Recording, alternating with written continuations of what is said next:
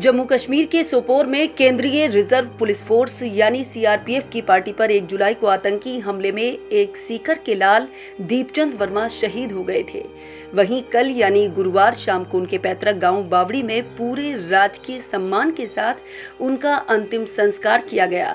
इस दौरान सीआरपीएफ और पुलिस की टुकड़ी ने शहीद दीपचंद वर्मा के पार्थिव शरीर को गार्ड ऑफ ऑनर दिया।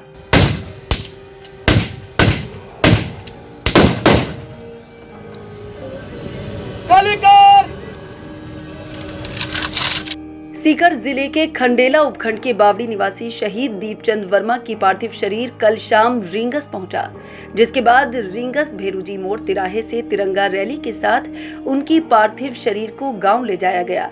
इस दौरान हजारों की संख्या में ग्रामीणों का सैलाब अपने लाडले को अंतिम विदाई देने और उनकी एक झलक पाने के लिए उमड़ पड़ा और पूरे रास्ते भर पुष्प वर्षा कर शहीद की शहादत को नमन किया।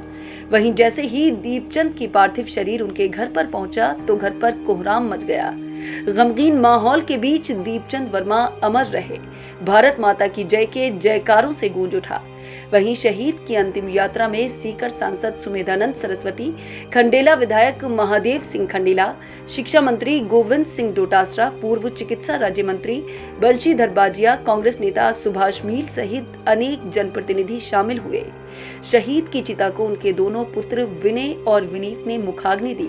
इस दौरान शहीद दीपचंद की शहादत को नमन करने पहुंचे शिक्षा मंत्री गोविंद सिंह डोटासरा ने राज्य सरकार की ओर से बावड़ी के राजकीय उच्च माध्यमिक विद्यालय का नाम शहीद दीपचंद राजकीय उच्च माध्यमिक विद्यालय करने और शहीद के बच्चों की निःशुल्क शिक्षा की व्यवस्था करवाने की घोषणा की। इसके साथ ही विधायक महादेव सिंह खंडेला ने भी शहीद स्मारक के लिए विधायक कोष से राशि की घोषणा की। भाई दीपचंद वर्मा जो आज हमारे देश की अखंडता और एकता के लिए शहीद हुए हैं, उसके लिए हमारे को बहुत बड़ा गम भी है, लेकिन गम के साथ साथ बहुत बड़ा गर्व भी है, जिसने देश की अखंडता और एकता के लिए हमारे शहीद दीपचंद ने अपना नाम कमाया है।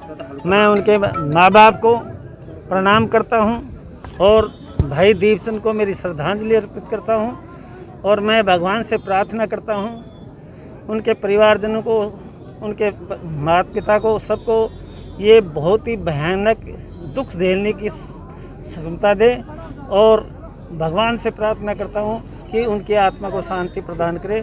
मैं पुनः भाई दीपचंद को श्रद्धांजलि देता हूँ और उनकी मूर्ति के लिए जितना पैसा लगेगा वो मेरे कोटे से दे दूँ। ठीक। भारत सरकार और राज्य सरकार जो होगा वो तो देगी, लेकिन मैं शिक्षा मंत्री के नाते इसी वक्त घोषणा करना चाहता हूं कि इनके नाम से यहां पर विद्यालय का नामकरण होगा, इनके बच्चों की निःशुल्क पढ़ाई की व्यवस्था होगी और जो भी सुविधाएं इनके बच्चों की परवरिश के लिए, उनको आगे बढ़ने के लिए राज्य सरकार से ये अपेक्षा करेंगे, वो सुविधाएं दी जाएंगी। आज हम सब का गर्व से सीना चौड़ा हो रहा है कि ऐसे शहीदों ने हमारे इस बावड़ी गांव में जन्म लिया। इस जन्म भूमि को नमन करते हैं।